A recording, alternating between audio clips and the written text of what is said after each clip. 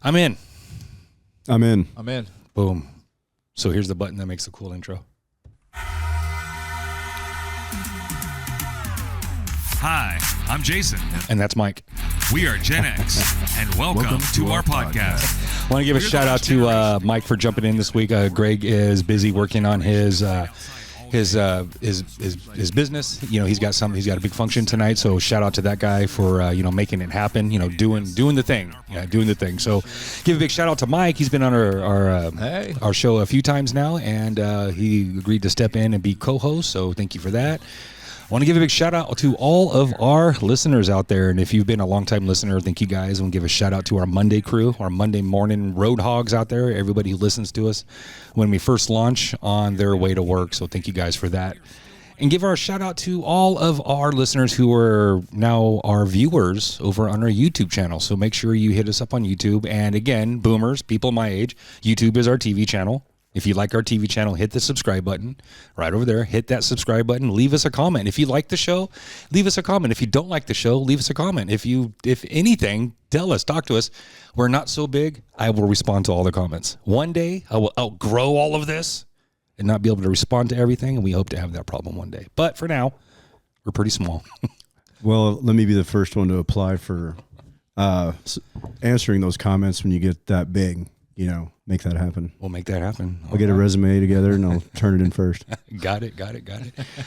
So once again, thank you to all of our listeners. A big shout out to Greg, our co-host, who is working tonight. And again, a big round of applause for Mike for stepping in and hanging out with us, helping navigate this evening. You guys see Steve here. Steve, you guys clicked on the title and you see the name. And so I want to give a big shout out to Steve. Steve, thank you for coming in tonight. Yeah, you're welcome. Greatly appreciate it. Steve comes to us as, I want to sell it as, and he'll give us the details, but I want to sell it as Steve has accomplished Adulting 101. Yeah. 101's an entry course. I won't call you too many names. It's basic. Right. Well, because I want you to tell the story, but I do want to give our listeners, in the next hour, you're going to hear a story from a very young man who has made a bunch of choices, and that led him down a very specific path. And so that's the cool part, but the cool part, why he's on the show, is that he has come full circle in so many ways. There is a holy grail 180 from that. And so stay tuned. In the next hour, we're going to talk about all those things. So Steve, appreciate you, dude. Right. Thanks for coming in. And so Mike, tell us something good. Well, I work outside all week. It's been a rough one, and your air conditioner works, so this is awesome for me. Yeah, I think it is set at 76 right now. So once again, thank you guys for tuning in and spending the next hour with us. Today's episode, like we said, we have Steve joining us, and we're going to jump right in. Steve, how would you go about explaining your journey of it's going to end with a certificate of rehabilitation? Yeah. I want to start with that. But before we get to what it is, how would one even start a path to need one or find one? Or how would that be valuable to somebody? What would they have to kind of go through? I think, so where would someone start, right, is, the environment that I was raised in. Right. Growing up, young age, parents were together. They ended up getting divorced at a young age. Me and my mother moved back in with grandparents. My dad, he was an addict. My mom's an addict. So what would happen is I would go back and forth on the weekends from mom's house to his house. And at my grandparents' house, it was still like getting up, taking me to school every day. My grandpa would take me to school every day. There would be, dinner on the table when we got home. That type of stuff, just, I guess what you would say is like your regular American family. Your old school family stuff, yeah. Yeah.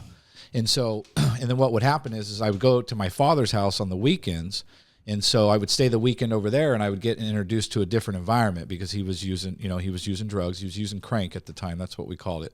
Or that's what it was back then. And so he was using drugs, and so I'd get introduced to that type of environment, right, and get exposed to it. So, Okay. There would be times I'd go there, there'd be no electricity. So daytime you got the sunlight, nighttime there's candles, and what we would do is we would ride bikes around town and stuff like that. I remember one time specific, I think it was like $5 or $6, and he'd say, here, hold on to this, right? And I remember I went into the store, And the reason why I'm sharing this is because these are like, memories and stuff that was imprinted on me that like helped, like bat down my self-esteem. I went inside the store and I bought a pair of sunglasses. And then when I came out of it, got mad at me because I spent the rest of the money going back inside the store and asking them to return the glasses. And so at that time, it's like, I didn't know it at the time, but later on when I started doing some work on myself, I identified that like, at that point in time where like I sort of felt a little bit less than, and felt that like I was a screw up and a mess up. And so, grandparents were moving to Sacramento. My mom, she was working at the time, but she was using as well. But she was able to hold a job. But once we moved out on our own, that's where, stuff like went downhill. And so she didn't have to hide anything from anybody when the parents moved north. Well, it's not necessarily that she hid anything. That's the thing about my grandparents. They were, as the years gone on, they knew what was going on, because there was. When they moved, the rent moved, the house moved. Yes. The ability to pay everything that went on with her life moved. Well, she was basically living for free there. Correct. Yes. Okay. And so that left. And so what happened was when we moved, and so when her and I got our own apartment, that's when. And how old were you at this time? I would say 8 or 9. Oh. My dad left California. Yeah. I did skip that.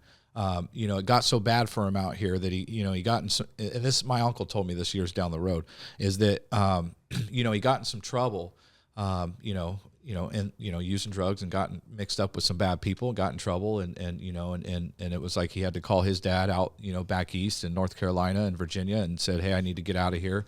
And he left here with a garbage bag. That's where things, it didn't go downhill right from the beginning. But her job stopped. She started selling drugs.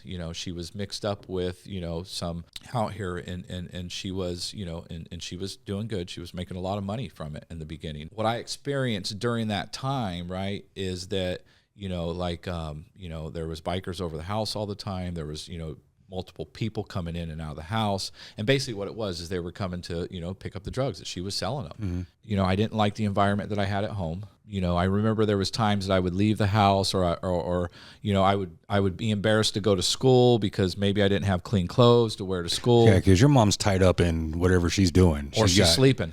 Or she's sleeping, right? Yeah. All right. Yeah. I mean, more important stuff to do. Sure. Looking back is that she was sort of grooming me for the streets. These were the norms. Yeah. Yeah, this is just what we're doing. And mom's doing it. Dad did it. Dad did it so well he dipped. Yeah. And now mom's doing it. And yeah, this is what is being carved for you. What do you guys think about this so far? Do you guys have a similar story? Do you guys have the same experience? Just give us a comment down there. Let us know what you guys think so far. Lots more story to come up, but tell us what you think so far. And if you haven't already, boomers, smash that subscribe button. It's over there somewhere down there. It's the big red button to subscribe. So, okay. So mom's got you on Cop-Watch. Mm-hmm. She's teaching you, grooming you, like you said, to do all the right things. You don't open the door. You make sure the door is always locked. And sometimes I'm just not available. Yeah. That's just normal. Here's dinner. So-and-so's taking you to school. I might be here. I might not be here. Yeah. And this is about 12, 13 years old. 7th grade, so it started in 4th, 5th, 6th, and then 7th grade, so however old. Puberty, 13, 14. But you're at an age to where like your buddies don't have the same life. Like that your life is different, right? Some of them did. Some of them did, but not all. Everyone has an Eric friend. My friend his name was Eric. Yeah, he was that friend for me. Yeah. I was that friend for him. Yeah. Our parents were same. Yeah. Okay. Yeah. No. Some of the friends, they had the same parents, and so it was cool because when there were certain people that I hung out with that I was embarrassed to bring around my house. Yeah. But then there was the friends that have the mom or the dad like mine that it's like it's cool to come over. Mm-hmm. Yeah. Yeah. Because they know what's going on. Yeah.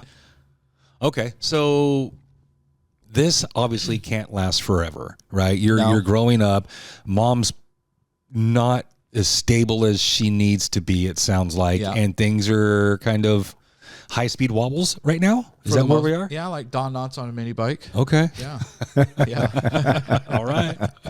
Let's see how long he can do this, right? Right. All right. Dad left the state, and so he changed his life around. He got clean, and he got a job. And so I started going out on the summers back east to visit him. what would happen is I would start to experience like that, that life like I had at grandparents' house. He'd go to work, we'd eat Stability. dinner. Stability, exactly. Stability. And so, and I'd go back and forth from the summers, and I'd go back and visit him. And then the next year he was out in Maine. He ended up getting remarried, and so then once again, it's like, oh, you took my mom's spot and stuff like that. But I would still go out there and visit him on the summer. And and have that stability. And he always would ask me, try to get me to, to move out there with him. And I was like, I don't want to leave my mom. Mm-hmm. I don't want to leave her by herself. She needs me. And so, that's a little bit of some of the environment. But what happened is when the brother and sister started coming in, it was more of like, you need to stay here to take care of them and stuff like that. And I despised her for it. Like I did some work on myself and I found out in that writing, like I had some mad anger towards that for her. Mm-hmm. Yeah.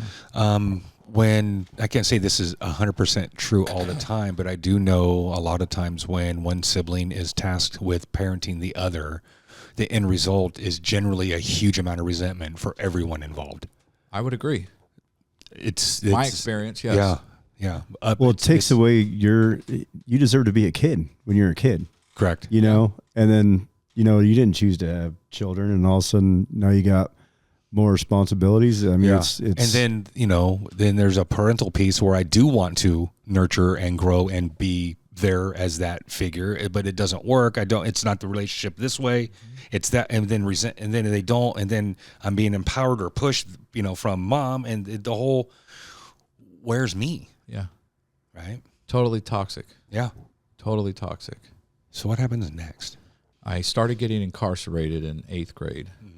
Started going to juvenile hall. Let's touch on it a little bit. What kind of things? Are we like putting things in our pockets? Are we like grabbing people's bikes? Are we like starting to rough kids up? Are we, getting mouthy at school? Or like I started stealing. I remember that, when the first time I stole, that's the first time I changed the way I felt. Like you kind of got a rush. over. Like I got a rush. Yeah. And so I continued to do it. And so I stole, and then I don't know, same 12, 13, 14 years old or 15 years old or something like that.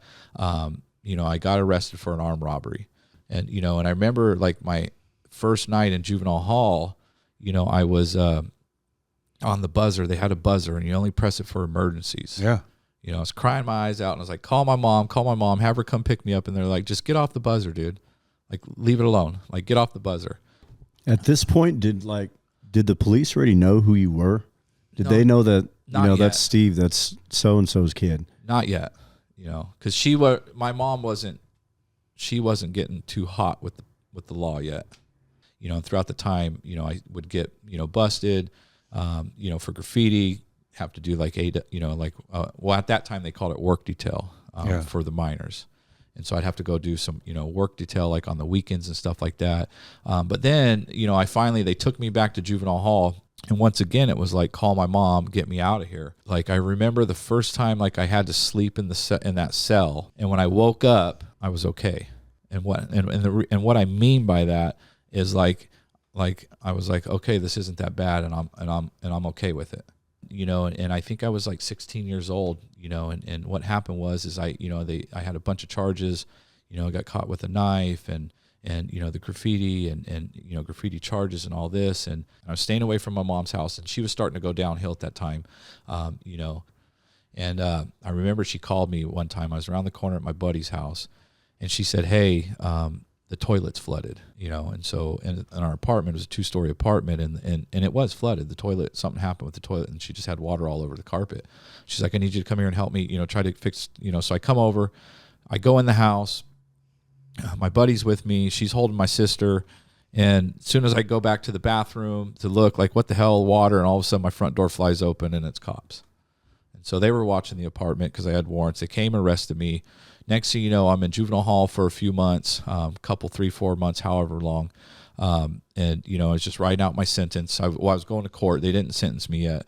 They were wanting to send me to the California Youth Authority. CYA. Gladiator school. Yeah. Prison for kids. That's the mid under age, 18, right? That's CYA goes after they like to max 25, out like right? 21, 25 or something like that. Okay. Yeah. Okay. So what happened was I wrote my dad a letter. Yeah. And told him where I was at. and and he wrote me back, got it. So and it scared the crap out of him. So it was either go to the youth authority or get put in placement. And so they identified my dad's house as placement out of state. Okay. And so and part of my probation and stipulations of the court was I couldn't come back to California until I was 18.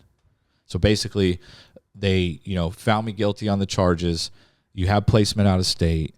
You're not going to be able to come back until your probation's over at the age of 18. And then, so what ended up happening was I ended up staying in juvenile hall for like an extra 2.5 to 3 weeks because they couldn't get a hold of my mother.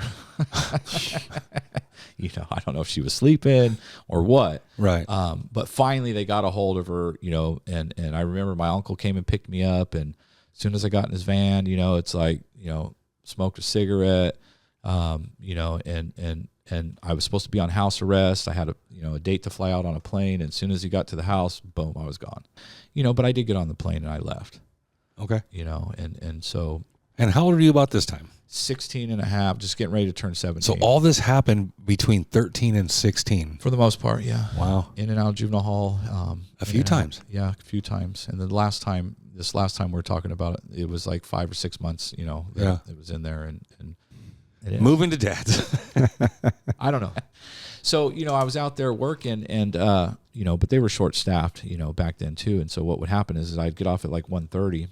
Go home, hang out for a little bit, and I would come back and do, like the evening shift, not the graveyard shift, but the evening shift, and come help them with the dinner rush. And so, at the time, what minimum wage was like, what, $4.50? Yeah, I don't know, $4.25 or something like that. Something like that. So it wasn't much, and so, but, I was working, where I was getting 60, 70 hours a week, 17-year-old kid with no bills that lives at home with dad, and getting an $800 check or whatever the math is, right? Balling, yeah, balling for 96.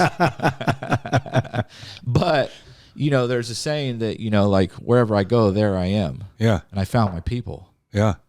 And so, but these people, we just smoked weed and did some acid and stuff like that, and partied, and I just pointed to those pictures. I subconsciously did some acid.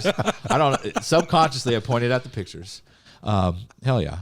And so, but it was a little bit more under the radar because I was like scared of my stepmom. Sure. She was serious and stuff like that. And, and I would try to avoid conflict with her and stuff like that, and, is that because you liked her or didn't want to face consequences? She just had this like energy about her, like that, like a mean person. Okay. Oh, like not mean that way.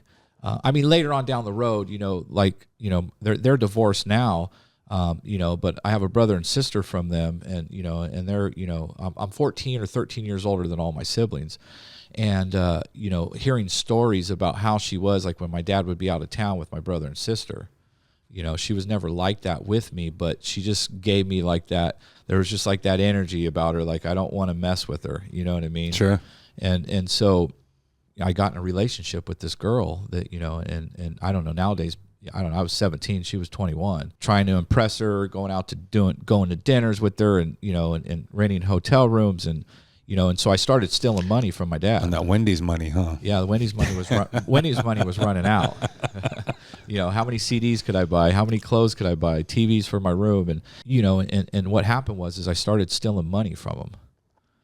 Because like I said, I'm a thief. I'm not a thief today, but that was my first high, was stealing. Yeah. They found out, obviously checks and balances weren't adding up. That was still back. I don't know. Do people use checkbooks today still? Remember old school checkbooks when you're writing down? Oh, I know. Yeah. It's like, and that's how they tracked how much money was there in an account and stuff like that. And so, stuff wasn't adding up. And then, and then what happened was they, looked at the cameras at the bank and found out it was me. And so, I was like, screw you, I'm out of here, And so, I'm in the state of Virginia, homeless. At 17. 17. Okay. Yeah. Had a job card, but I ended up moving in with the girl. And she had a young baby. I forgot about that. Not yours. Not mine. Got it. Very young baby. Sure. Dad didn't want nothing to do with her and the baby. And so my relationship with my dad started to become distant at that time. Right. Yeah. He came to me and he was like, listen, your grandma wants her house back. We're getting ready to buy a house. Do I need to look for one that has a bedroom for you? And I was like, no, I'm good. And, sometimes I look back at it, well, maybe, was that the best decision at the time? I don't know, but I'm a firm believer that I wouldn't be sitting here with you guys today if I would have chose to go a different route. Sure. When I had decisions, and like I really do, believe in that, it's like I don't know the course, I do know that the path that I'm on is like the path that I've been on, if it makes sense, from way back when to get me where I'm at today. Mm-hmm. And it's not up to me to question what path that is. Right. That makes sense. Kind of like that Plinko game where they put the disc at the top and decision, tink, tink, tink, tink, tink, and we want to hit that $5,000, but right next to it are the zeros, right? Yeah. We're careful to think back what could have been, kind of gratitude and a little bit of appreciation of where we land. Yeah. Right. Because there's a zero on either side of that $5,000. Right. Yeah. Okay. Yeah. That's like, it just God steps in and makes it go left or right. You know what I mean? And if we step in, we make it go left or right. But I hear you. There's, careful with that stuff. There's a path, right? Well, there's, yes, there's a path. And so I think what it is, when I chose to do things my way, I ended up in the zero slot. Sure. But that's like on social media, you had a post that was like, what I think it was like, if you could go back and tell your 15-year-old self something, and then I think he followed up with like, would you want to go back with what you know and be 15 years old again? And I kind of thought about that for like a while. Yeah. I love my life. I love myself. I got an amazing wife. I got a 4-year-old. I got a 27-year-old that I love dearly. And I don't think I'd want to do, I want to be right here, right now. We'll go through and that I don't again. think, there's a lot of crap that happened in my life that no, I don't want to do that again. But if that's what it took to make me, I'll take it. Yeah. Yeah. Would you go back and start again at 15, or would you go back and give 15-year-old self say something? Would you give yourself advice, or would you just go back and start over and just resume? I think because of where I'm at right now. Because there's just so many crossroads that just could have made your life completely different. It's like right. like the movies. You fart back in the time of the dinosaurs and keep that Tyrannosaurus Rex from eating the first Neanderthal or something. Now, we're living together with dinosaurs or something. Yeah, there's the butterfly effect. Butterfly effect. There you go. Yes. I just don't, where I'm at right now, life isn't easy. I don't. No, I get it. But I love where I'm at. Huh. I just don't. I don't think I could do it. I even brought it up to my coworkers, and they're like, "Oh yeah, they're younger." So. Yeah. All right. Yeah. But I think I made them think too, like, what would I do? What would I do? What would you guys do? What would you guys do? First of all, shout out to all you guys who made it this far into the video. Appreciate that. Much love. I have data that shows who makes it this far, so thank you. Right. But what would you guys do? Leave us a comment down there and make sure you hit that subscribe button. Leave us a comment. Would you go, if you could go back in time and pick up where your 15-year-old self is, anywhere in that year, I don't care, and pick up and resume and just kind of live from there again and do everything all over again? Or would you go back and maybe just give yourself some advice or say something? And what would you do? Leave us a comment down there. Right there. All right. So everything is at a head right now. Mm-hmm. And my 18th birthday, I was on a Greyhound bus coming back to California. Me and the girlfriend were having a little bit of problems, issues. She's like, well, why don't you just go visit your mom and, and go over there and come back. And so I came down to California, to come see my mom. That night, a couple nights before I left, I ended up staying at my buddy's house, because she's like, whatever. So I stayed over there. And, and I did some stupid things, I just, not stupid things, whatever. I did some things before I left that, a couple nights before I left to California, a couple weeks before I was going back to Virginia. She's like, who's such and such? And I didn't even remember the girl's name. And, and she told me, and then she's like, oh yeah, and you did this over here. And I was like, oh, and so whatever. So, told her minute, yeah, and she's like, all right. And then she's like, yeah, you can come back. We'll try to work it out. And I don't know. And, and she's like, I don't know if we'll be able to. I don't know if I trust you. And, of course, me, I'm like wanting to force it, right? And, I don't know about you guys, but it's just like, it's just like a fart. You try to force it, it ain't going to come out good, right? No. And so... you push too hard. Yeah. It might be wet. It makes a mess. Yes. It takes forever to clean up. Yeah. It's a shitty situation. It is. It could be. So, but I went back and when I went back, I had my job because I took a leave of absence, and I went back and went back to work, but I was homeless, sleeping in my car, whatever. And I'll share it because it's been some time. So what ended up happening was like, man, I got to get out of Virginia. I can't stay with my dad. He's in the office, man, at the work. And, there was me, the shift manager, which was my buddy, his girlfriend, which was another employee, and this other, guy that was in there, or girl, and I can't remember if it's guy, whatever. There's like 4 of us in the office. Well, they're getting ready. He's getting ready to leave his shift, right? Well, him and her take off.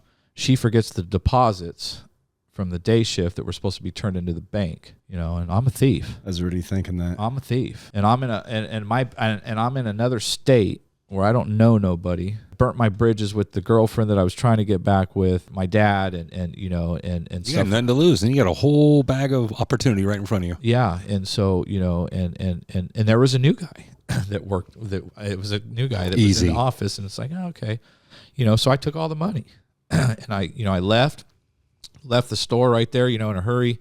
No one knew, obviously they knew later, or whatever they want to know. But what I did was I called the Greyhound station and figured out, when's the next bus ticket, and told my dad. I called him up. I said, hey, I got a bus leaving, tomorrow at this time. I just need to stay the night, one night. I said, I'm going to leave my car here with you, sign it off. You can, sell it, do whatever you want, like take towards some of the money that I stole from you. And, I drove out to his house, and the next day he took me down to the Greyhound station, and, and I was back on a Greyhound bus back out here to California with a pocket full of money, and I never looked back, and I got down here and I just started doing what, I knew. And what happened was got in a relationship with the girl that I went to middle school with. I was like 19, 20 at the time, and, started, dibbling and crank, started smoking it with my mom, and so, that relationship, it's like no more, it's like the mother-son relationship wasn't there anymore. Correct. So it was more like a friend, Yeah. someone I was getting loaded with, and, and ended up having a kid at the age of 20, with her. And at that time, my mother started getting arrested for the drugs. And so she did that drug court program, but what happened was she had to go into program, first, and I had the apartment with my brother and sister. It was a trip because like all the, the people, the customers that my mom had growing up, I sort of took over with them because I started getting loaded with all of them. And so then, I was selling drugs out of her house while she's in program, but I was just doing what I was doing, out of her house. I had my son and getting loaded. And then I started, going out and, stealing cars and, running around the airport district out here in Modesto and doing those type of things. And, and just continued to spiral out of control, and then what happened was I started going to jail, for theft.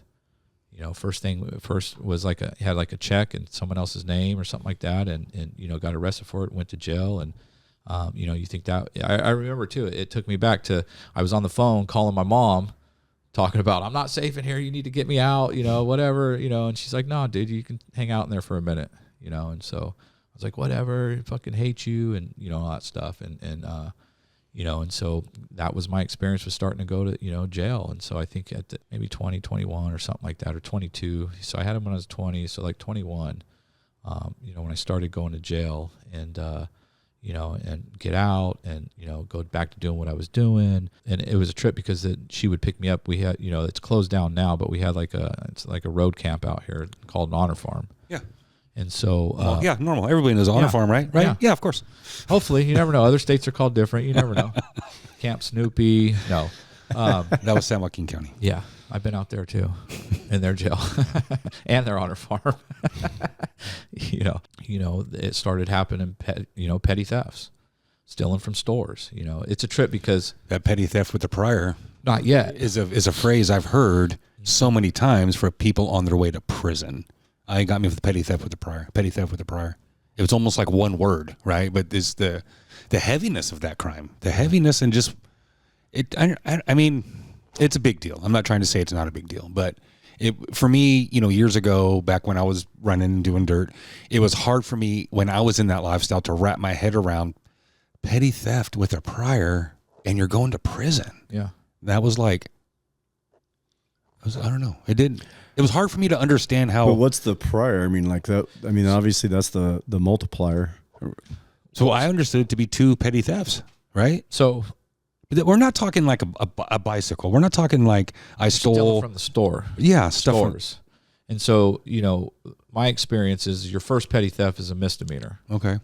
And then okay, boom, and then certain amount of whatever, and then you go get caught and you get caught stealing again, and that's your petty theft with the prior. You have a prior conviction for a petty theft. So I was racking up a bunch of petty thefts with priors, but what would happen? So when you'd go inside a store, you get caught stealing. They arrest you with two charges: a petty theft and a second-degree burglary, which is commercial burglary. And the reason why they would throw the burglary on is because you went in there with no money, so your intent was to burglarize that store. And so what happened was those sentences were just adding up 6 months here, 30 days here, 60 days, 90 days, 6 months, 180 days, and then but what ended up happening is I graduated, I started robbing, burglarizing people's houses, continued to steal vehicles, but throughout that time, the people I was running around with, they would trip out because like I would get high, like I'd be making my money from selling it, but I'd get high and I'd have to go steal. Like I'd go steal a vehicle, or I'd go into part of the high. Yeah. They're like, like some people like to go drink and eat Taco Bell. Yeah. Or smoke and go grub food. There we go. Or drink and drive. No. You like to get high and go steal shit. Yeah. I got it. It was fun. I had fun, and, and if I didn't have consequences, because from getting loaded, like I'd probably still be getting loaded today. I hear you loud and clear. Yeah. And so, I started doing identity thefts and stuff like that too. And so, from doing identity theft, residential burglaries, and auto thefts. And so what would happen is I would go through the neighborhoods, the nice neighborhoods, and if they left their garage open for like their cats, right? Mm-hmm. If I could fit my head underneath the door, yeah, you're in. My body's in. Yeah. Because this last time I got arrested, I think when they got to the county jail, I weighed in at 121 pounds. Whoa. That's with your clothes on, huh? Soaking wet. Sweating. And everything in your pocket. Yeah, 121 pounds. Dude. 121.5 grams. Wow. Yeah, I got a picture. Of, well, I'll show you guys afterwards. And if I get in the garage, I get in the garage, and and here's the thing, like I'd get caught up in the grips, right? I remember this one time, and I would be in either a stolen car to go there with, or I would be in someone else's car that I would borrow. This is towards the end of it. And, and I remember one time I was in a garage and I was just so spun out, and I was going through these people's garage. But then what happened was I started like opening the door to the laundry room.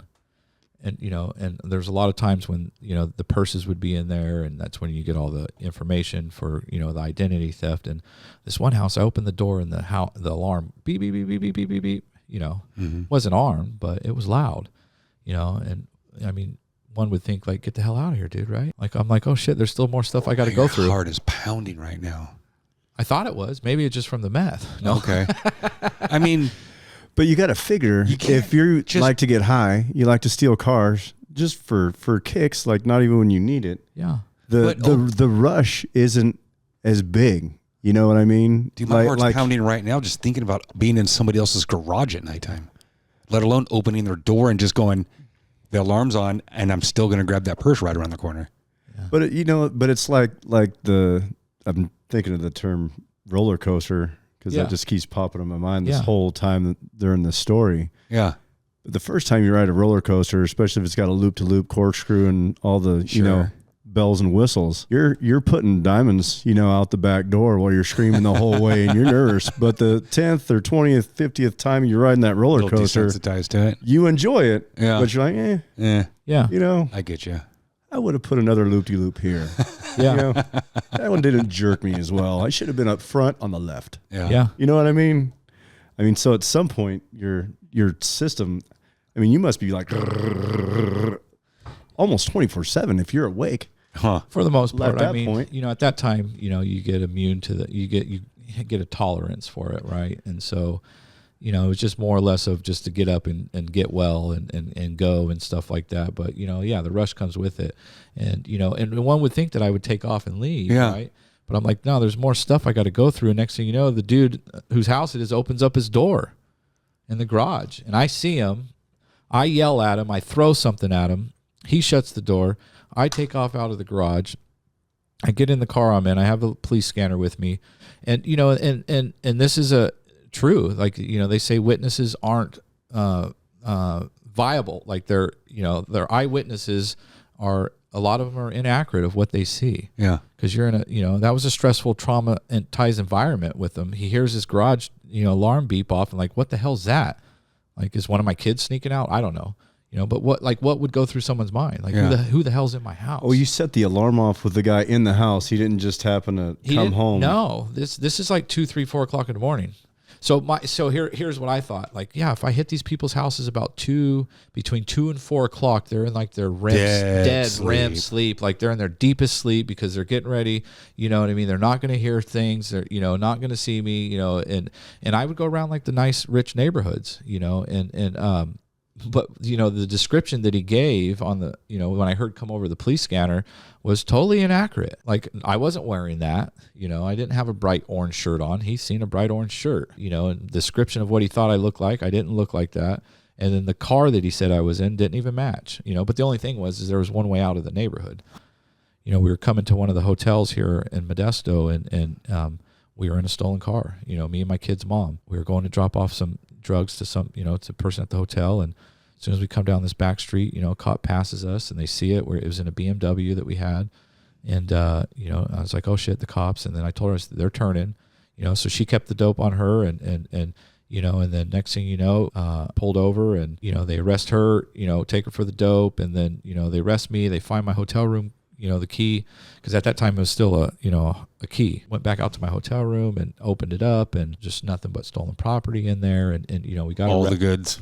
All the goods, all the goods. And so, they arrested us, took us both to jail. One of my buddies and his girlfriend bailed her out. I had, no idea, and I'm sleeping, because every time I don't know if anyone's ever experienced it. But I know that, I could have just got loaded, amped up and going, and I get arrested. And as soon as I get in the back of the cop car, I'm asleep. Mm-hmm. And I end up getting bailed out that night. It was funny because the owners of the hotel where we were at, gave her some money to help bail me out.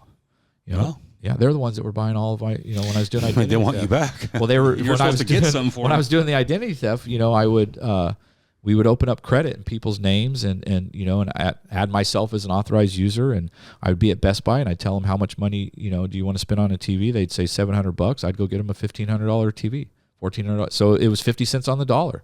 That was my thing. Like, if you want to spend $700, I'll go get you a $1,400 or $1,500 TV. Come give them their TV. They'd cash it out. They'd send it to their family members at the other hotels. And then, so, when it came time to the end of the road, January 5th of 2009, me and the old lady were fighting. And we were fighting down at the local, AMPM. And then I called my brother, and he was wanted too. They were looking for him. And, he came and picked me up. And so what ended up happening is they, gave the description of the vehicle that we got in, and it wasn't stolen. It was his girlfriend's, but, the sheriffs and StanCat were, it's Stanislaus County Auto Theft Task Force is what we call it. It's StanCat here. And they knew the Jeep that was associated with the hotel down the road. And next thing you know, sheriff's knocking on the door, man. And he was like, hey, and then, open the door and he's seen all, like I had a big old flat screen TV in the room, video games, computers I was making checks, and, there's a lot of nice stuff in a hotel room, for someone that didn't have a job. And, so he handcuffed me and it's, like I said, January 5th, it was cold. I didn't have a jacket on. They kept her in the room. They took me and my brother, he's my brother. And so, they took us outside, handcuffed us. The sheriff, sat us down in front of the engine of the car, the front where the grill is. And, and he let me smoke a cigarette. That was pretty cool because I was like, can I smoke a cigarette? He's like, yeah, go ahead, dude. And usually they don't let you do any of that shit. Not let you do shit, yeah. But what he did tell me is don't fucking run or I'm going to let my dog after you, and get in the back of the cop car and I'm asleep. Out. So all of this, what does this earn you? What I imagine there was a court date, and I imagine there was a judge, and I imagine that judge had something to say about all of this. 4 years, 8 months, and a strike in prison. Damn. They gave me 4 years for the residential burglary. Yep. What happened was they gave me, it was a nonviolent one, so that's why they gave me a strike, but they struck it. Like they struck my strike, and so because when you rob houses, it's a strikeable offense, and 3 strikes you're out, you get life in prison and stuff. And so I got 4 years for the residential burglary because I stole a vehicle out of the garage, and they, 3, it was considered an inhabited dwelling because it had 3 sides, 2 sides and a roof. But they considered it nonviolent because I didn't come in contact with any people in the house, because that was one thing too. You go into someone's house and they're there and you either tell them to sit, whatever, then it can become hostage, kidnapping, like quickly. Yeah. Home invasion and shit like that. All that shit. They found my number 8, number 9 fingerprint on one of the, on the car that I found the keys to the other car in. And I took that, and so they gave me 4 years for the residential burglary.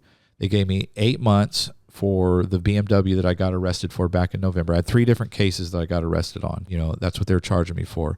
And then the third case, they ended up, I was a co-defendant with my brother, a co-defendant with her, and, on my own case for the residential burglary. So she pled to the dope that they found on her and took that. I took the auto theft, gave me 8 months for the auto theft, ran it concurrent with my 4 years, and then struck my strike, and then they dropped my charges on the third case with him because he took it. They sent me to a prison that was like there was the option. They had a SAP program in there, a substance abuse program. I remember talking to my mom at the county jail this last time, right? And she was like, she's like, well, what are you going to do when you get out this time, dude? Like I told her, I don't know. I said, I'm not going to tell you I'm not going to get loaded. I'm not going to tell you I'm going to continue to get loaded. I just, I know what I'm doing isn't working and I don't really want to do it anymore. And I don't know what that looks like, The judge says 4 years, 8 months, go sit down for a while, take a nap. Mom's checking in with you going, hey, where's your head at right now? Which way is your head going? Right. Yeah. And you're like, I can't say definite one way or the other, but you knew that at that point you were pretty sick and tired of being sick and tired, at least one cycle. Yeah. Right. Yeah. Okay. But can you bring me some tobacco during the visit? Of course.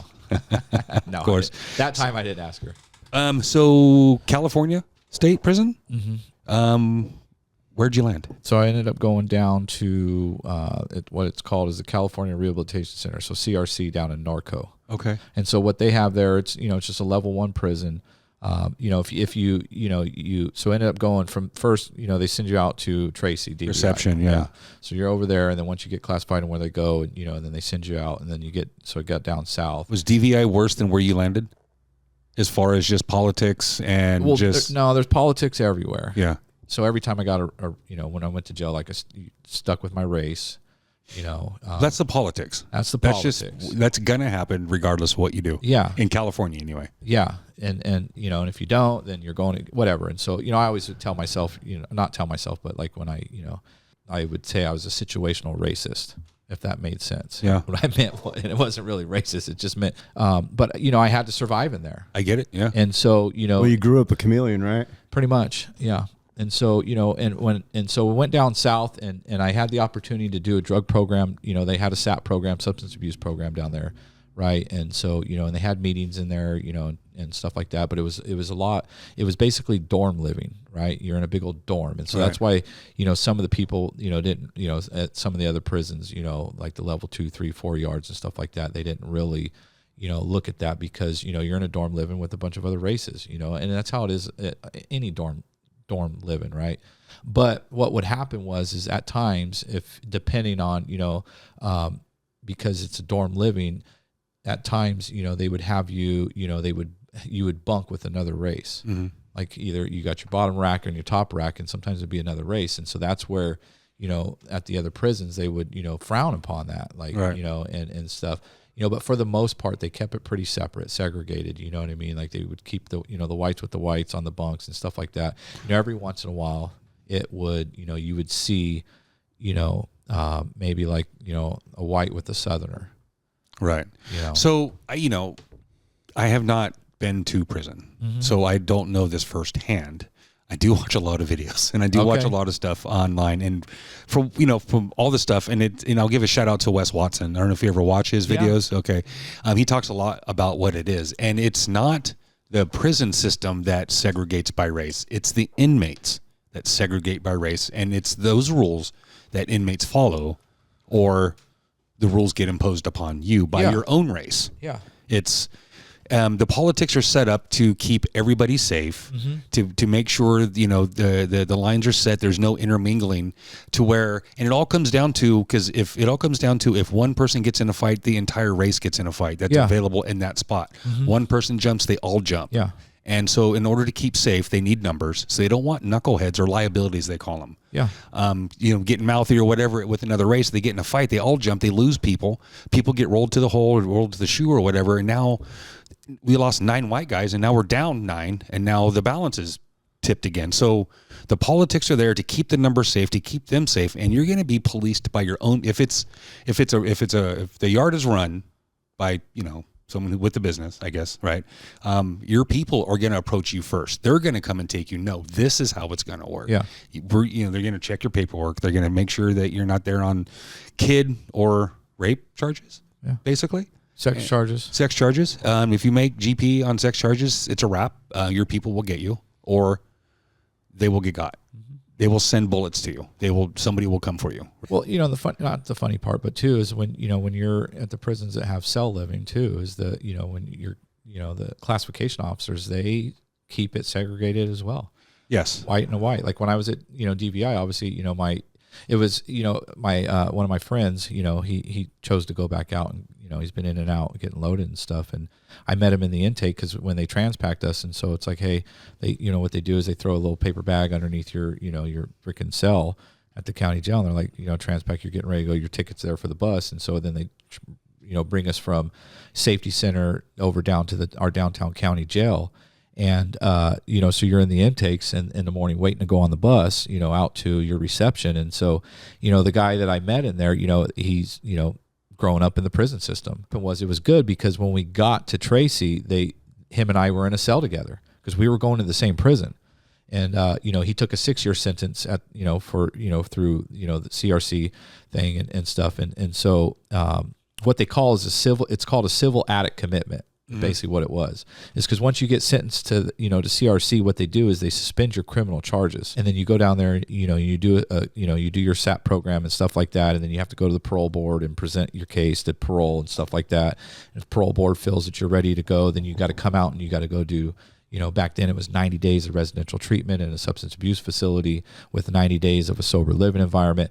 And so when him and I were in Tracy, it's cell living, and we're on the 3rd tier, and it's like, okay, door pops, it's chow time, first time there, and I'm getting ready to pop out the cell. He's like, hold on. He goes, wait till some other white boys come.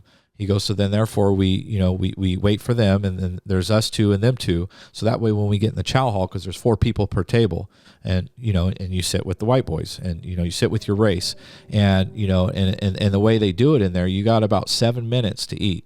And, you fill in the rows. You get your tray, you fill in the row, you eat, boom, and then you're out. And they're just, hoarding you like some cows, like get in and get out.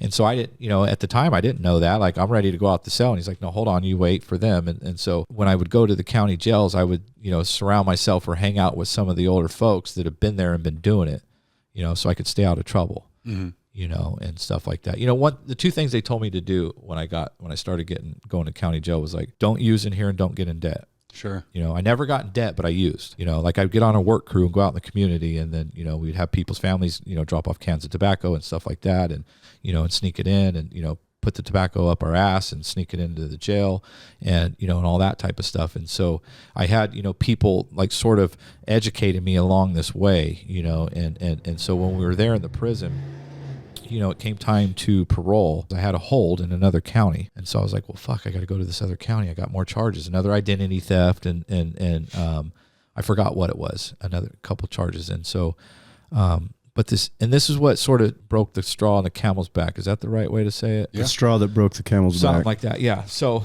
maybe like an aha moment. There was this transporting agency that transport prisoners, picks me up, and I'm in Norco, and so it's like, 6-7 hour drive, whatever, however long it is to get from Southern California up here. And so I was shackled in the back of his little Durango that he had, but we're driving it throughout the whole night, right? And he had to do multiple stops at different county jails to pick up other inmates. And it's funny because they're like, oh, county jail, they're inmates. You get to prison, you're a prisoner. And so, I don't know.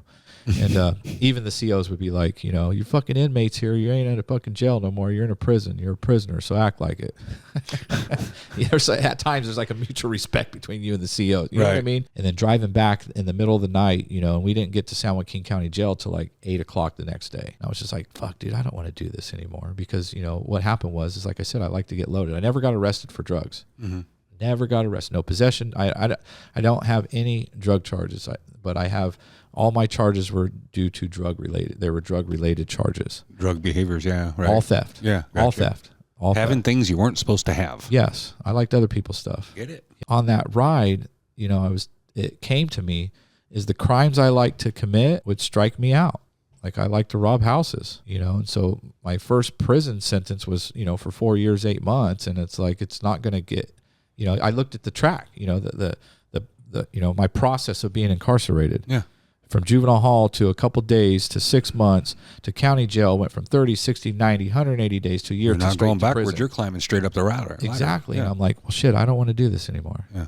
And so I went to the county jail in San Joaquin County, and they booked me in, and I went to court.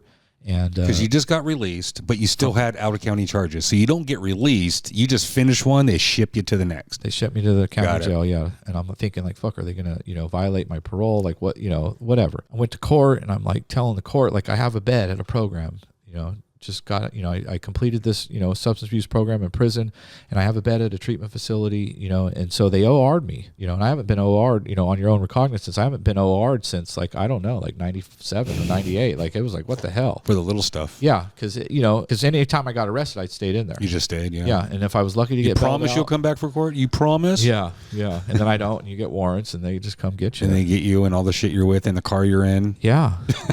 Insanity. It's like, what the hell? And so, and this is another like eye-opening experience, right? Because it's like 2 years later, and I find myself back at the fucking same shed, right, that I was getting loaded in at times before I got arrested. And all of a sudden, here comes the same dude 2 years later, still stuck in the shed. Yeah. Talking about, oh, that $100 I owe you, I'm going to get it to you.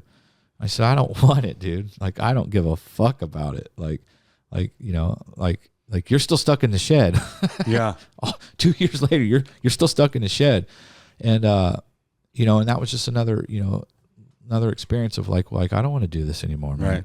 That's what I get to look forward to. Okay. That's what I get to look forward to if I go back and get loaded. Okay. I'm going to be stuck in the shed again, and I don't want to do it. And I went, and I went back to my son's, grandmother's house. I got him, and I forgot how old he was at the time, but I walked him to school for the first time the next morning, walked him to school. I called the facility. I said, hey, my name's such and such. This is where I'm at. This is what happened. He's like, oh, yeah, we got a bed. Let me call you back. Yeah, we got a bed for you. Get in here. I'm like, I'm all the way out in Houston. I don't have a ride. I can't get there. And they're like, oh, we can't come get you. I'm like, are you fucking serious? And, and so once again, I'm thinking like, oh, fuck, pastor out there at the church, was always like dropping off little food boxes and stuff at the house. And she called him, and he's like, yeah, I'll take you. And so, he took me to the treatment facility. They, it was cool because, when I got there, Big Randy, he walked in, he was there, he was volunteering there. And, and he's like, hey, I need you to drug test. I'm like, dude, I got like 2 years clean, just got out. He goes, I don't care. It's our, you got to drug test you. I'm like, all right, whatever.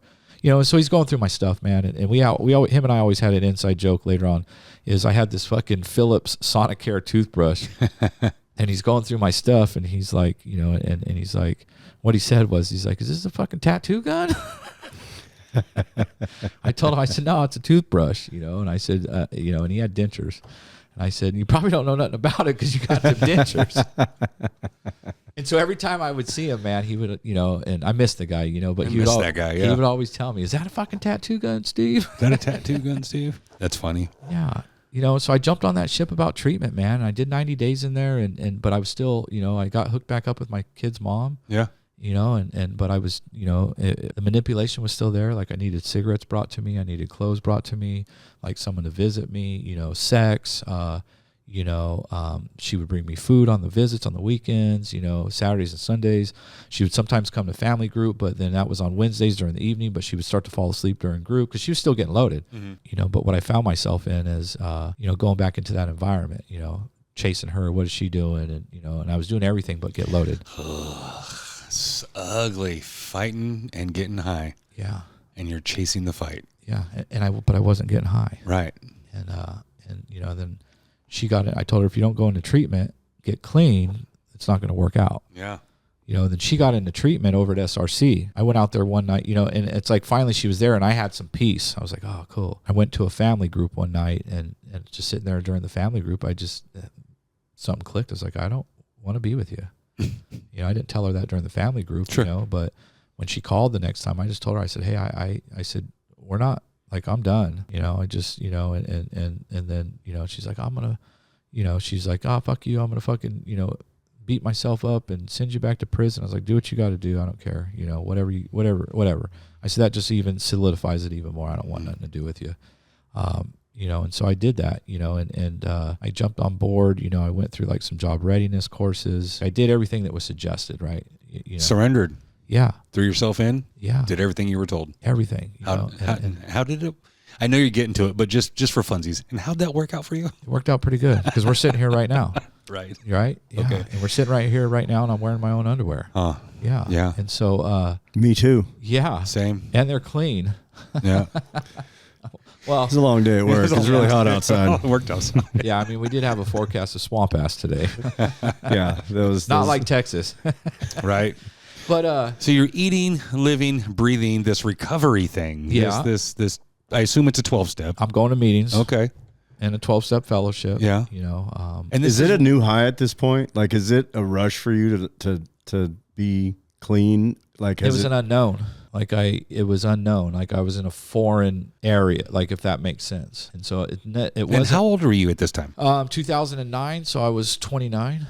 Okay. Or 2010 or whatever. So around 13, you're drinking, you're smoking weed, you're running, you're running, you're doing some shit, yeah. Which is appropriate for 13. You're not doing dope yet or nothing like that, right? But at 13, you're already drinking. There's already street life. There's already instability. There's already chaos. There's some norm, but just enough to make you really into the chaos, right? Yeah. So all the way at 29, when you're finally sober and your brain is sober, not just your body, but your brain, it takes a minute. Yeah. Right? 6 months before you start waking up, really. Yeah. You know what I mean? So anyways, you're 2 years deep. What norm do you have to look back on? What norm do you have to compare to of like, grandparents? This is my first time being this mature, this old, having this kind of clarity. And the last time I had any clarity, my brain was 13 or 12 or whatever, right? So what it did is it took me back to like the summers when I would go visit my dad. Yeah. And, you know, with my stepmom and the normality that they, you know, I don't know if that's normality or normal, like what's normal today. But the type of life I live today is what I experienced when I would go visit him on the summers. And, you know, or like my grandparents. Family centered. Like, and I remember I'd be walking through this neighborhood. It was my first like shot of like hope, like having some hope, right? When I was getting loaded. And I would see these people's houses and the windows would be foggy, you know, condensation on the window. They got their Christmas decorations. And I would tell her like, man, one day I'm gonna have that, you know, like one day I just want to, you know, and at the time it was like, yeah, with you, because you've had, you know, you've been married and you've experienced that. I'm like, one day, you know, I want that, you know, that's what I wanted. And the reason why I'm sharing that, because when you talk about like I call it sanity, right? Mm-hmm. And so there, you know, some stuff I've done for myself, they talk about, you know, I would tell people, you know, like how can I be restored to something, like being restored to sanity, being restored to something that I've never experienced. Right. Restored implies that you're coming back to somewhere you've been. Yeah. Right? But I had to dig deep, you know, like grandpa, like, you know, paying me 50 cents to go pull weeds out of his yard. That was sometimes a sanity. You know, it taught me about like work ethic. Like I didn't want the 50 cents. I thought he wasn't paying me enough, you know, but I would get out there and do it, or I'd mow the lawn with them and stuff like that, and help them around the house, and or out in the backyards, and my grandfather was a carpenter and stuff, and so those were times that I got to experience that sanity and some normality. Or when I would go visit my dad, or like when even though I was getting loaded, like when my mom was in program and she was clean for like the 18 months. There was some normality. Kids' clothes were washed. I didn't have to be a parent to my brother and sister anymore. So I experienced some of there was just short times or glimpses of those times, and so I think to answer that question, like I sort of based on, okay, that's maybe like where I sort of want to get to in this journey, right? And do those things, and I just set goals for myself. It's a trip, because one of my buddies, he's down south now, and he struggled with staying clean and stuff, and he's finally been clean for some few years now, married and successful and doing good down south. But he would tell me, man, he would be like, oh, I remember you'd be walking around downtown Modesto with your fucking slacks, a button-up shirt, and a tie on, and we'd be making fun of you, and because I was out looking for work. Mm-hmm. I'm like, fuck you, you know what I mean? Like, I don't want to, like I got clean once and I've stayed clean since.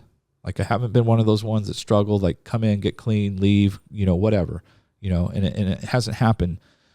People say, well, it hasn't happened yet. I haven't relapsed yet, and I don't really, I think about it different, because if I keep saying yet, then it's sort of leaving like a reservation. That sounds like you're leaving the door open. Yeah. And you're not locking it behind you. And, the fellowship I attend, I'm not sharing it, for simple reasons, but, the fellowship I attend, they people say that all the time. And I'm like, what do you mean yet? Like, no, the literature I read says, we've never seen a person relapse who lives the program. There's no fucking yet in there. But there was a point in time I started questioning it, man, because no one wanted to hire a thief.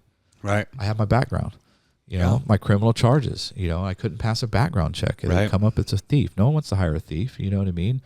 And, I was like questioning this process, but what happened was I wasn't really fully grasping on and like participate, like living a full, honest life. Mm-hmm. Fresh out of prison, staying in an SLE, started running, house manager for the SLE for the program I went through. And I ended up discharging parole when I was supposed to. I was managing one of their houses, but I was still, messing with with different girls in the fellowship that I'm in, and I was still seeing my son's mom. She would come over late nights at the SLE. Like, I was doing stuff I wasn't being honest, man. And some old behaviors. Yeah. Current too. No. And so, just to finish, I was about 2 years and 8 months, and I couldn't get a job. And at this time I was, dating my wife, and, I was questioning if this stuff is really working. Like, they're like, hey, I'm doing all the suggestions. I'm open mind. Like, I'm doing these job readiness courses, like, but I can't get a job. And I'm like, if it was easy, yeah, there'd be more people doing it. Right. Actually, there'd just be more people screwing it up. But easy come, easy go. Yeah. And so I look at it as, I don't question, like I said, I don't question things. I think things happen strategically the way they're supposed to. Right. Right. And she's like, well, why don't you go back to school? I was like, oh, okay, smart fucking woman, and so, I went back to school. Yeah. I remember that. Yeah. That's where I met you. Ice cream man. He used to have an ice cream truck. Ice cream truck. Cool bus. Did they know that? Any of the viewers? Ever? Have you ever? I might have mentioned that once or twice, but you know what? I forget Wasn't about that Russell's? No, that was it was a friend of mine from Flying J. Her name was Natalie. Shout out to Natalie, Road Dog. Natalie's got my back 100%. Love you, Natalie. So I go back to school, and I switch routes, and I go back. I volunteer at the facility that I went through as a client, started working there, and then they hired me like after a month or two, and I worked in there, and so my girlfriend at the time, my wife, she had her own house, and okay, and so that was a big jump. It's still a little scary and stuff, and so I ended up moving in with her. A couple months later, she was like, well, why don't you have your son come stay the weekend with us? I was like, okay, cool, well, we'll do that. And then she's like, well, why don't you tell him, let's get him back and he can come live with us, and so he came back to live with us, did all the thing. I paid off all my fines through probation, all my parole money that I owed, for, restitution fund fines and all that stuff. I paid off all that. I ended up paying, the county back all the child support I owed them. I owed his mom child support, but, she was whatever she was doing. So, I made an agreement with her that like I wouldn't come after her for child support if she went and wrote off my child support, because I got him when he was like 12 or 11 or something like that, or 10 or something. It's a trip because I got him. He was kicked out of school for vandalizing the teacher's car, and full circle, right? We're talking about full circle today, right? I remember growing up sitting in the freaking courtroom at the juvenile hall with my mom taking me to court when I'd have to go to court, and she'd be sleeping because, passing out in the courtroom. But, here it is all these years later, I'm sitting in the same fucking courtroom with my kid, right? And like the cycle. Right. The cycle. Because, it's a trip because he'll tell me today, like, yeah, you remember at the hotel in Salida, when you had the cameras in the window. And, that's sometimes a dinner conversation at the table. And, and so. Cameras are fun. Okay. They Let's are. just call it what it is. Cameras are fun. Yeah. It just depends on if you're recording yourself or you're trying to look out who's coming in the fucking Or parking putting lot. them in gopher holes. Yeah. In the backyard. Yeah. I think a couple years later, once I paid off all that and cleaned up some of my wreckage, financially and stuff, I got a job with the county. This February is going to be 10 years. That's awesome. Yeah. And so like, thank God for that, but throughout this time, what happened was when you talked about, certificate of rehabilitation in the beginning, of the show, my wife and I were trying to have some kids, and so we did the test and she couldn't have kids. So we went to try to adopt. Sure. And so we reached out to local CPS, went that route. The dude comes over to the house and he's got to do like a little home visit questionnaire. And, and as he's asking the questions, I said, hey, I got a criminal history. I said, I don't have no funny charges. That's what we call them. The kid charges, sure. The sex charges are funny charges. It's just all theft. Oh yeah, you should be okay. We'll just, do your fingerprints and staff it.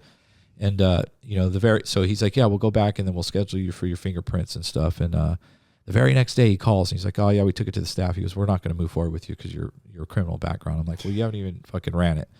And he's like, oh, well, we're not going to move forward. So my wife felt a little discriminated against. And, I told her, I said, it is what it is. It comes with the territory, you basically, you're with a felon. Well, I hear that adoption process. I've only known one person to go through it, but he said that they were relentless. Yeah. The whole background, everything, everything. Yeah. Well, I didn't even get to that part. He was like, I was like, whatever. And so we just left it alone, man. And we were going on about our way and stuff's going good, work's going good with, and so, we were like, well, fuck it. Let's buy a house, bought a house. We got approached by one of our, friend's daughters. Her story is that she was prostituting and stuff like that. I don't know how true it is or whatever. I don't want to question it, but she was pregnant. Asked my wife and approached my wife. Then my wife approached me. And, at first I was like, well, it's a little close to home. I don't know. You know what I mean? Just, and so we're like, well, fuck it. Let's move forward with it. Let's see what we can do. So we hired a lawyer and it was a little bit different because it wasn't through CPS. It was an independent adoption. But so what happened was still the state had to come out in Santa Clara County. We're like they're in their catchment area. So outside social work, CPS or social workers, the community services agency, had to come out. And so they were doing all this, right? Well, then, they do the background check. And, and I was like, so what happened, though, is the lawyer we hired, what's called in the penal code section, it's a 1203.4. Basically what happened was I went to court on all these, these cases. The district attorney was opposed. They sent me a couple of them. They granted like the first couple misdemeanors. They granted and they sent me a big old packet. But the rest of them they denied. They said because I continued to commit multiple crimes throughout the years and wouldn't stop. So I went to court, same judge that sent me to prison. Of course. So I'm in her courtroom again. And so she's looking through my chart and she's like, oh, well, you completed treatment on this, this year, you continue to stay clean. I said, yeah. She goes, you've been working since this date. I said, yes. And she goes, and you work for the county now and, and all this stuff. And she's like, well, hold on. Have you paid off all your fees? And I paid off all my restitution to the victims. Right, I still owe probation fees, but that's okay. And she's like, well, you know what? She goes, I'm going to go against the DA's thing, and I'm going to go ahead and grant this. And so what it was is she had to go through every case. There's like 11 or 12 of them, and so she went through every case. So what she did is she reinstated the case. Withdrew my guilty pleas on all of my cases. I mean, she went individually, but withdrew my guilty pleas. reinstated the felonies, dropped the felonies to misdemeanors, then dismissed the charges. So like if you go to the court website, every charge that I ever got arrested for as an adult, everything's been dismissed. So it's as if I was never convicted of them. That's what the system shows. And so it's basically like an expungement, right? And so it shows that everything was dismissed. And so we did this because for the independent, for the adoption, but it still comes up on the record, and when the social worker did the, the background check, I had to sit with her and give a detailed of all these, charges. And so she's like, okay. So what ended up happening, man, is, we were able to adopt my daughter. She's 6 years old. She's about to be 7, November. So we're able to adopt her, and that's been, quite the journey. Not really, not a hard journey, but it's been a fun one, because what happens is, the bio mom's not involved. She doesn't know who she is. Like we were able to be in the delivery room. We were in the delivery room with the bio mom while she gave birth to Amelia, and then the hospital took us out because we had all the people there. We went through an agency that was here that's called the Family Christians Adoptions Agency. So they were there. They let the hospital know what's going on. And so once the baby was born, they took her from the mom, cleaned him up in the thing, took her over to the, whatever they call it, the nursery thing, and then put us in our own room with her. And so we had our own room at the hospital. And then so once the bio mom was able to be discharged safely, she was discharged.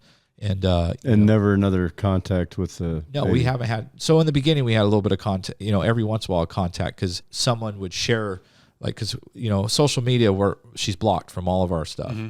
Someone would take, people that we thought were our friends would fucking take pictures from either mine or my wife's social media and send them to her. And then she would make these posts. And then my friends' daughters that are friends with her on Facebook would be like, hey, isn't this Steve's, and then so, yeah. And so it hasn't happened in a while, but the bio grandma is involved because she doesn't have nothing to do with her daughter. And so my daughter knows that that's her grandma, and her sister, I mean, whatever. I mean, as she gets older, she's going to,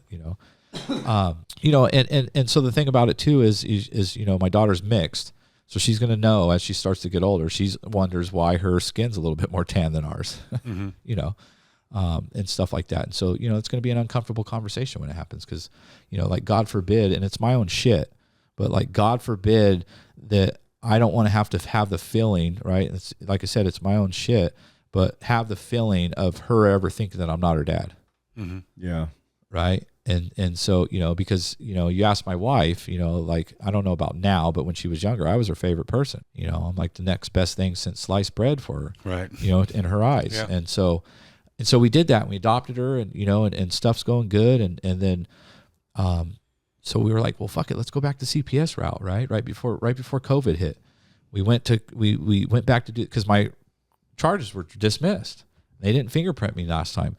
So we went back to the CPS route and, we started the process. COVID hit, shut it down. Right. So we're like, okay, we'll leave it alone.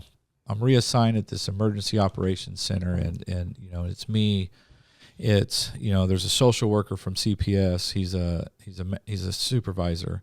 And his department was the ER department and, the emergency response department. So when they get calls from people's houses or hospitals, like, hey, we got a baby that's born, pause talks or whatever, and they come and get them and stuff. And so, him and I clicked, we were talking, boats, camping, all this stuff, and a little bit about background, and then him and I started having the conversation. I was telling him about, my experience with trying to be a resource family and stuff and the way it worked out. And he's like, yeah, they should have just, he should have did the fingerprints and, and went the full route instead of just, I said, yeah, so we started it up, but COVID hit. And so we're, whatever. And I said, my wife and I were just, we're looking at, a kid that's 2 years or younger that there's no services being offered to the parents because we don't want to take someone in and then have, we want to adopt.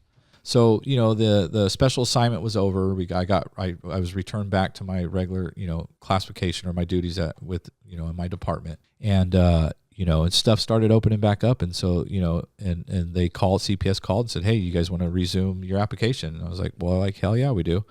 And so we started that process, man. And she came out, another social worker from this county, the county where I live, and she was doing the home study and, went and did the fingerprints, and she didn't even ask me about my background, and we're out in the backyard and because they interview us separately. And so her and I are in the backyard talking, and, I started to talk about the, the criminal history because she's like, oh, there's some charges. And when I started to talk about it, she just like her body expression told me like, shut up, Steve.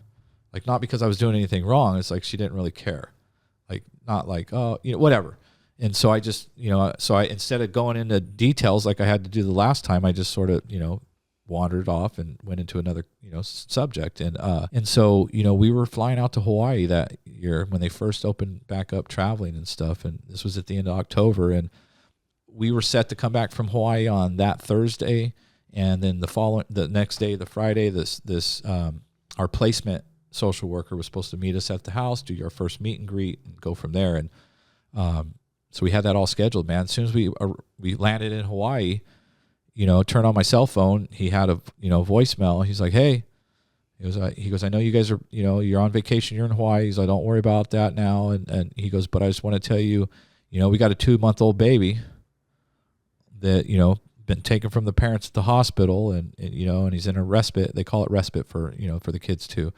And, and so when you get back, let's meet and talk about it. That Thursday, he came to the house on Friday. He told us about Joey, had a little bit of medical issues. He was born positive for meth and weed.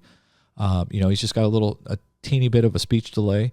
That's about it. But, and so we're like, yeah, we'll take him, whatever, let's go. And so, and it was a fucking trip, man, because I feel for the kids that are older, because, that following Wednesday, we were out there at the CPS parking lot, and, and I call it, the social worker, another one came out with his owner's manual, fucking 3-ring binder, and what it was all the history, like not a bunch of history, but like all of his information, court paperwork, medical information, blah, all the blah, shit blah, you blah. need to know about this. Yeah, kid. his owner's manual.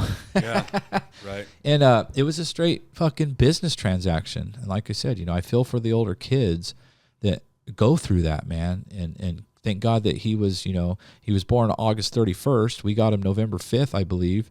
And, so he doesn't know any of that stuff. No. And, next thing you know, here comes a little lady in her van, and she was like, a respite house for, some of the kids that get taken in emergencies, and, pulls up, and she's like, do you guys have a car seat? And we're like, yeah, we have a car seat.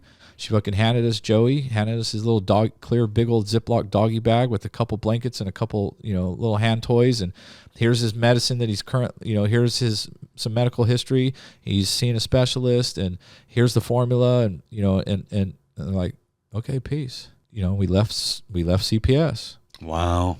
I think you asked me, about like with the certificate of rehabilitation and why, and to be honest with you, the reason why is because I legally want to buy a gun. Mm-hmm. That's the only reason why. Right. And the reason why I share that, when I was filing the paperwork, I did it all self-help, and the paralegal was like, well, is it causing a hindrance for you for work? And I'm like, no, as long as I stay with the company where I'm at. Well, keep showing up every day. Yeah. And same thing like with my wife, and she's at another county, and they same benefits, like we're set.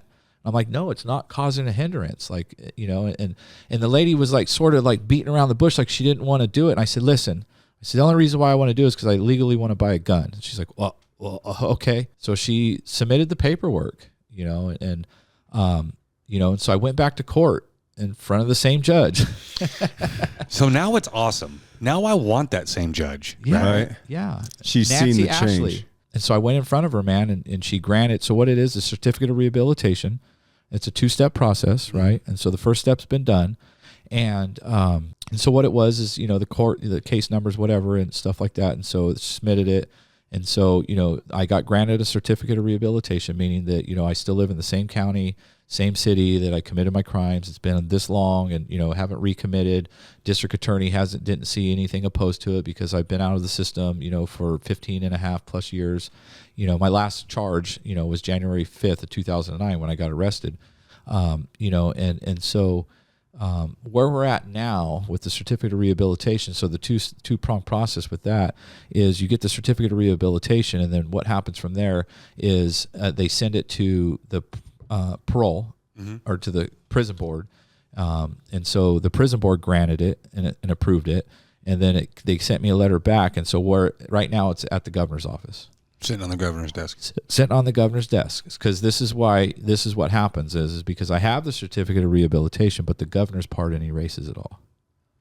So I understand that those are two separate pieces. They are. There are a couple of routes we can go to get our rights back, and that one is the certificate of rehabilitation. The other one's just straight bona fide governor's pardon. Yeah, so you would still get the certificate of rehab, Yeah. of rehabilitation, because you can, if you look at the, Is that bundled with the pardon? Is that kind of the same process? if I'm not mistaken, yes. Wow. And so if you even look at, like, I believe whatever state you're in, your government website, stuff like that, for the state you're in, the governor's website, I believe you can apply straight to the governor's office for the pardon. I don't know if he'll give. I don't know. I might have misinformed you right now. I just know the process that I took through our local county, through the public defender's office, through the Fresh Start program is and people that I've known before me or that have done it before me, that's what they've gotten was a certificate of rehabilitation. And then what happens is it prompts the process to start for a governor's pardon, and then they send it over to the governor's office. There's no way the governor's going to know your story or know you, but that certificate of rehabilitation is like his, that's like his warranty. Mm-hmm. Yeah, right. Like, that's how. So it takes one to make getting the other possible, a lot more likely. Yeah, yeah. I'm assuming yes. Okay. Because you can go to the website, like if you can go look at all the people that he's pardoned, and so like I think right now what I was looking at, I think he was a couple years back.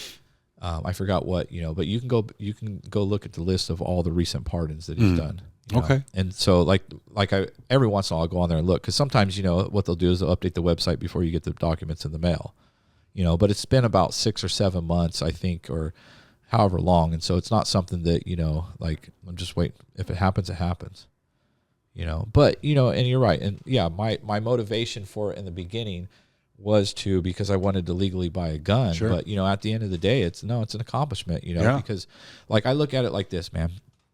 Like whatever, our country, right? I love our country, and and I won't get political and all that shit on it, but like where else can I have the ability, right? My freedom, where I've been able to make choices on that path, not go back to 15 and tell myself at 15, hey, let's do something different. Like this is the path. This is I look at it as is it the cards I dealt, or is it the cards I played? I don't know.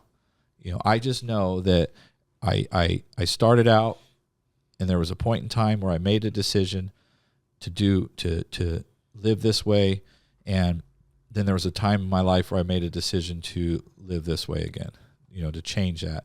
And so, like, where else can you go, be a burden on society, and then get a second chance, or to maybe do things different, turn your life around, and then and like work for the government and flourish and flourish. I mean, recovering. Getting your stability back is the promise, or is the goal, right? If you stay connected and stay committed, do everything you're told. We were promised a life we don't deserve. Yeah, that life we don't deserve looks like a whole bunch of things, but you've built on top of that life we don't deserve. Yeah. Right. Okay. So I wanted to ask you a few questions here. Now that you since 13, 15, 17s, 18s, 19s. The drugs started, the activity started, the shift in our, like I think you even said early on, your self-esteem, your worth, and just your position in place, all that started shifting. Your 20s, your late 20s tanked. We lost it. We just, after that. And then a few things happened. You floated here and there. You hit a program. You met some key people. You met your current wife, right?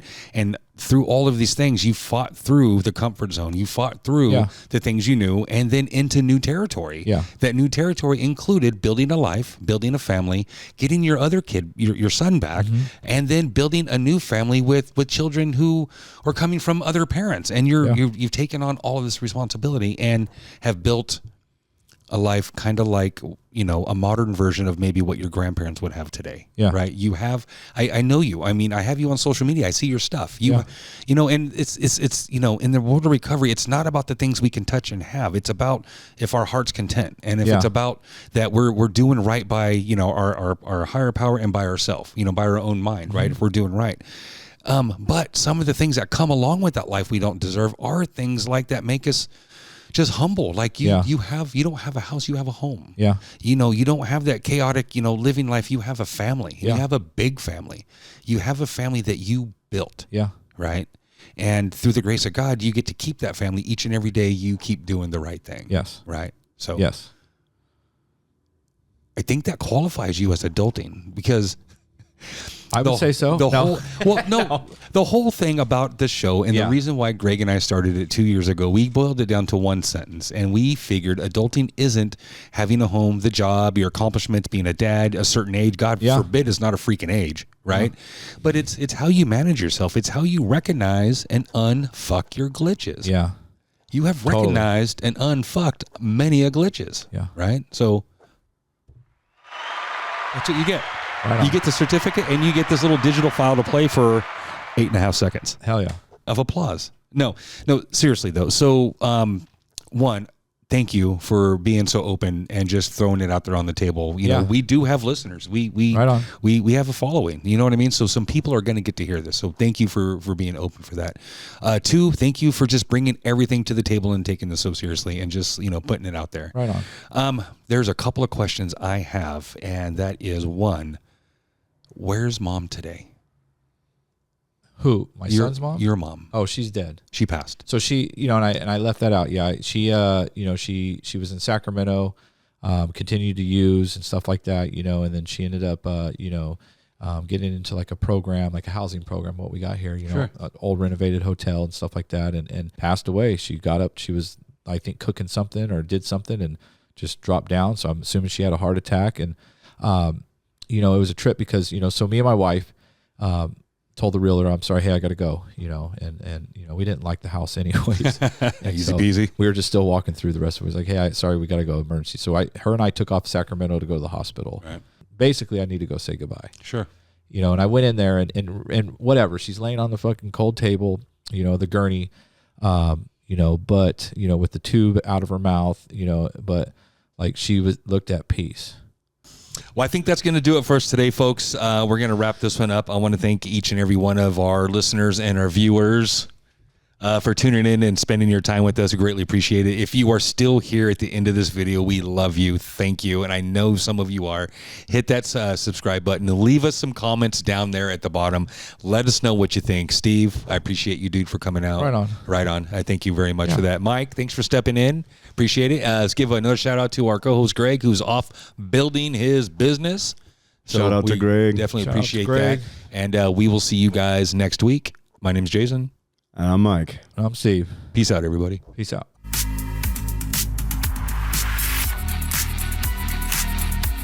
In case you didn't know, this is epic. And it just drops. Boom, shaka. We're officially done. Okay. And I didn't know. And she's clean still at this time? No, she relapsed. Okay. Yeah, so she finished the drug court program, Sure. went back out, relapsed. What it was one night, she ended up having, gotten in contact with some old friends. They were, they were over the house. I kept the dope down in the storage room down in the carport. They went in there. I had the keys to the padlock and all that. And what they did was they went in there and they popped the little pins off the hinges and took the dope, and they went and got loaded and stuff. And then she ended up going to jail for a couple of days for that. But after she was done with the program, she went back to work, but she was working a graveyard shift. And then, and so, I guess you do a little bump here and there, help you get through a graveyard shift. I don't know if anyone's experienced that. You know what's funny? We worked graveyard together. Yeah. And, on my half of the warehouse, there was a whole bunch of dope. Mike, you can tell your own story, bro. But what's funny when you said that have to do a bump to do a graveyard shift, in the moment I was doing lots of bumps to do lots of graveyard shifts back in the early 90s. Yeah. And it wasn't until I got clean and worked a graveyard shift, I think at SRC in 2016, did I really sit and realize it's only 8 fucking hours. And you can sleep when you get home. It's only 8 fucking hours. Yeah. It wasn't that hard. No. She ran Cool Bus Ice Cream out of Ripon. And then one summer I was in school. I wasn't in school that summer, and I was just DJing. So I had Monday through Friday open, right? And so I hit her up. I'm like, hey, I'll run your truck for you. I have nothing to do. She's like, let me call you back. And she goes, yeah, my husband said you can have it. Just come get it. Yeah. Well, so I ran a fucking ice cream truck for a whole year in Ripon. Yeah, made a killing. He was the ice cream man. Yeah. I made business cards. Tammy made me some business cards. Shout out to Tammy. Made me some business cards, and I was mixing the DJ world with the ice cream world. In that, when parents would come up with their kids to an ice cream truck, I would ask them, hey, when's your birthday? As I'm handing them a card, because you can hire me to come out and we can give ice cream. We can do a T-shirt and we can sing happy birthday. Your kid can get in the truck and hand out ice cream to all their friends. 30 minutes while you sing, cake and ice cream, call me. Yeah. And so I booked birthday parties for an ice cream truck, bro. I booked what do you call them? Not fundraisers, but other like events like at parks and shit where all these different vendors. Dude, I was booking events for an ice cream truck. I booked weddings with the fucking ice cream truck, dude. It was fucking cool. It was fun. So Yeah, he was the ice cream man. Ice cream man. That part's gonna get cut out and put on the after takes. So anybody, anyways, you'll hear it after the outro.